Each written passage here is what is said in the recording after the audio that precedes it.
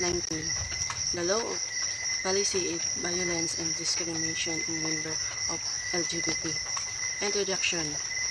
The LGBT community continue to face discrimination and violence in many parts of the world. Government and international organization and advocacy group and have created the law and policy to protect the right and promote equality. The lesson focusing on key legal protection but international and national that address violence and discrimination against the LGBT first. International the law and policy. Number 1. Universal Declaration of the Human Rights in 1948 and affirmed that all human beings are born free and equal in dignity the right, using as the foundation for LGBT rights and advocacy. Number 2. The Principle in 2006, the set of international principle relating human rights and low sexual orientation and gender identity, call of stage to project people for discrimination and violence and unequal treatment. Number 3. United Nations and Human Rights Council a revolution promote and protect against violence and discrimination based on sexual orientation and gender identity. 4. Sustainable and development and goal emphasize lead to one behind post in distributed and equality and education, health, and wealth. Laws, policies, violence, and discrimination of the members of LGBTQ+. Forms of discrimination address physical violence, hate crimes, verbal abuse and bullying workplace, discrimination, educational exclusion, healthcare stigma and denial, family rejection and abuse. Importance of these laws. Human rights protection upholds dignity and equality. Social inclusion promotes respect and acceptance. Deterrence discourages discriminatory acts. Empowerment supports LGBTQ+ individuals in living authentically. Discrimination of the members of LGBTQ+. Philippines of laws and policies. 1987 Constitution guarantees equal protection under the law. Local anti-discrimination ordinances enacted by various LGUs to protect LGBTQ+ rights in employment, education, and public services. Commission on Human Rights advocates against LGBTQ discrimination and violence. RA 11330 laws protecting individuals from sexual harassment and abuse in social workplaces and public spaces. SUGI Equality Bill aims to ban discrimination based on sexual orientation, gender identity, and expression across multiple sectors. Hello everyone, my name is Kim Bisimini. Good morning everyone, especially to you sir. Our topic today is about discrimination on the basis of sexual orientation, gender identity, and expression SOGI in the Philippines. In lesson 20. Sexual orientation, who a person is attractive to each heterosexual and bisexual, refers to often a person including during physical and romantic and emotional to other people. Ako nasabtan ni is may duha ka tao nga nagahimo og himala aning malalaki man o mababae or bayot man or tomboy.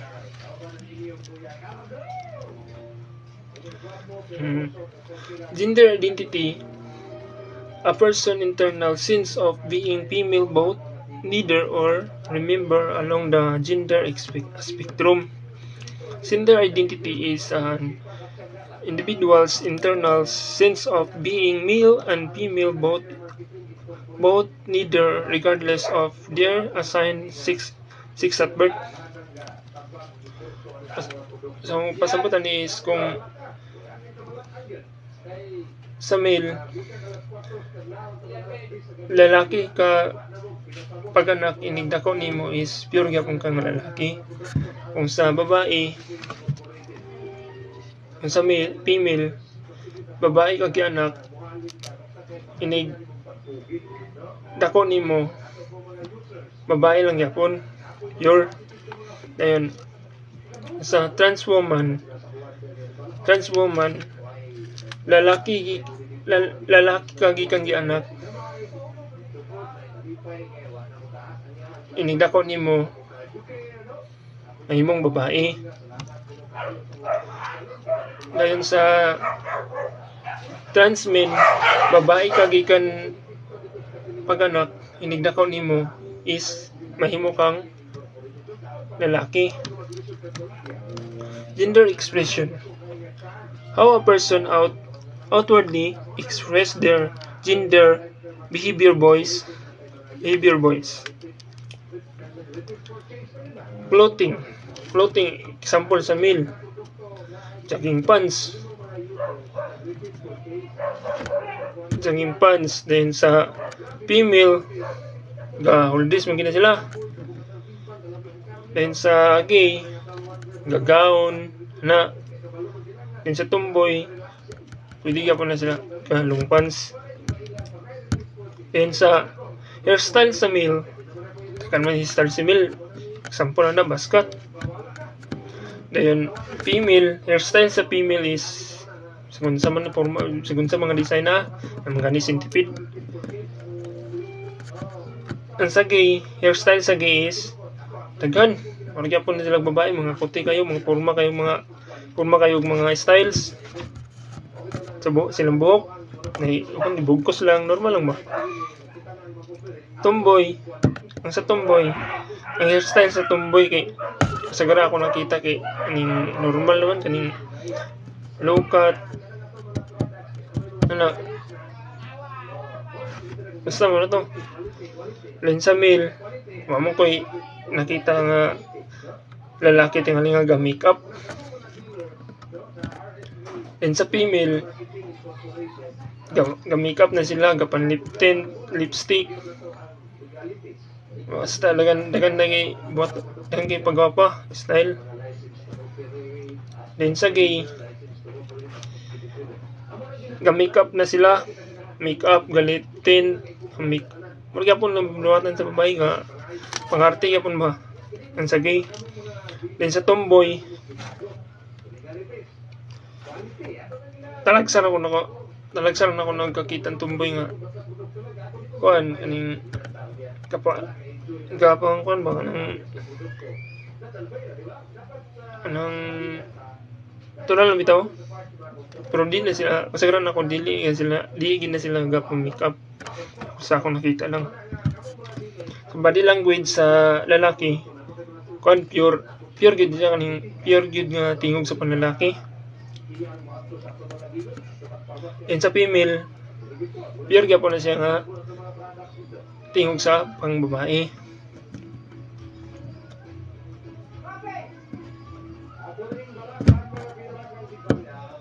Then sa babs kay then sa gay kay kuan nayuban nga body sa ilang body language sa kay kuan aning nayuban nga wahi babs, marami pong lalaki lawas sa lalaki, nayuban na kay tungod ng technology nga gapang injection bitaw para na itutoy. Sa tomboy, flat din na siya, flat. Sa babae pamangko na siya ang tomboy kay dapat di ba na babs lahin ka na siya is na technology nga ihimo bitaw nga para pang pawala sa tutoy ba wala sa tomboy. Then sa boy, sa male, pure siya, pure nga tingog sa male. Muna sa male din, sa female, pure female din siya kaning pure nga tingog sa pambabae ba. Ang sa gay, na pambabae nga tingog, na pambayot nga tingog, na po'y panlalaki nga tingog, muna sa tingog sa gay. Sa tomboy pod, ang voice nila is na pang babae, na pang lalaki, asin ka na lang.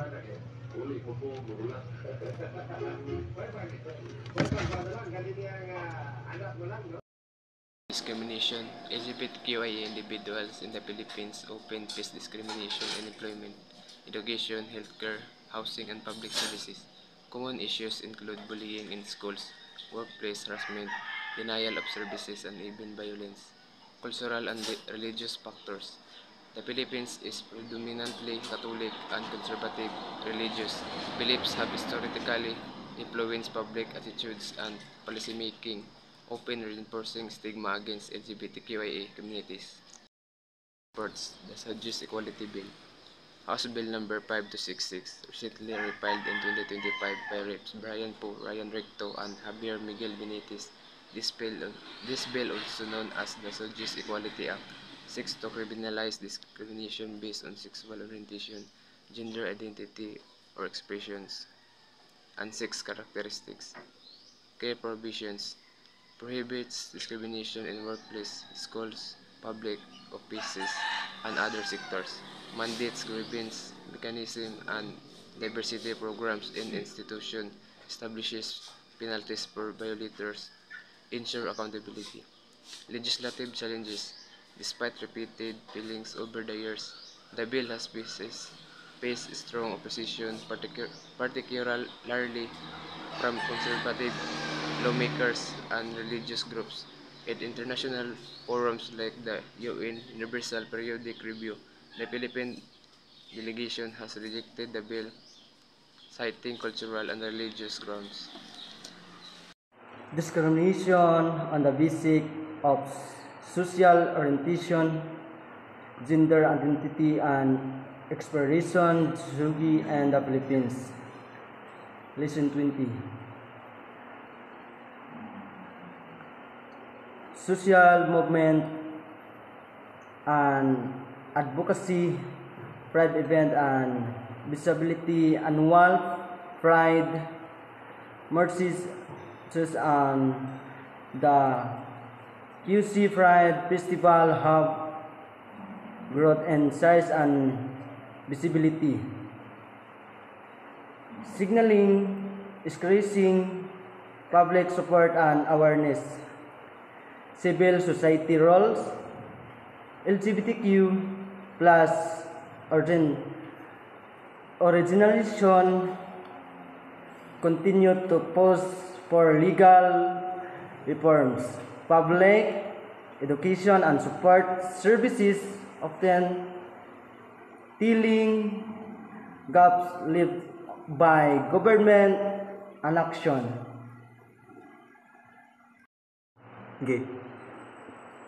Discrimination on the basis of social orientation, gender identity, and expression, SOGIE in the Philippines.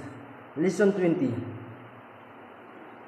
Ongoing challenges: lack of national protection without a national anti-discrimination law LGBTQ individuals. Really on local ordinance which vary widely and scope and information and harmens reports of hate, crimes and abuse persist, often going unfluenced due to legal and social stigma. What is sexual harassment? Sexual harassment refers to unwanted sexual advances, requests for several favors, or other verbal or physical conduct for a sexual need. nature that creates a hostile, intimidating, or offensive environment. It can occur in various settings, include workplace, educational institution, and training environment. Good morning everyone, my name is Mark Elroche and today I'm going to discuss types of sexual harassment. So first is quid pro quo. When submission to sexual conduct is made a condition of employment, promotion, grades, or other benefits. So the term quid pro quo is Latin for this for that. So in context of sexual harassment, it refers to a situation where someone in a position of power like boss or supervisor demands sexual favors in exchange for job benefits. So for example, ang usa ka manager nag-ingon sa iyang employee nga para ma-promote ka is makipag-date sa kasakuha. So that is the example of quid pro quo. So in order to kanang exchange bitaw na exchange na itabo sa kwan, so exchange of this para dana, exchange of this for that. So mao tong buot pasabot sa kwan quid pro quo, this for that. Kumbaga kinahanglan nimo ni kwan, kinahanglan ka kumbaga makipag-date sa kasakuha in order para ma-promote ka. So mao na siya ang quid pro quo, which is sexual harassment. So next is hostile environment. So when sexual conduct interferes with a person's performance or creates an intimidating or offensive atmosphere. So ang hostile environment naman is kanang mga sa imong environment is kanang naiga gakuan sa imo og mga gestures nga na kanang lewd jokes nga na bitaw nga maka-feel ang usa ka person nga maka-feel siya og uncomfortable, threatened, or unable to perform their duties. So dili sila ka-focus kung nasa sila sa ka hostile environment nga naiga kuan sa ilang sa mga jokes nga mga paras kayo nga na. So ma-distract sila and also kanang maka-apekto sa kuan ilang trabaho. And here are the examples of sexual harassment. So inappropriate touching or gestures. So kanang inappropriate touching or gestures is nabilong na siya sa hostile environment. Next is lewd jokes or comments, belong yun siya sa hostile environment. Displaying sexual explicit materials. So ang materials applicable na siya sa hostile ng mga pictures nga na. And next is repeated unwelcome invitations or messages. And threats or retaliation for rejecting advances. So rights and remedies.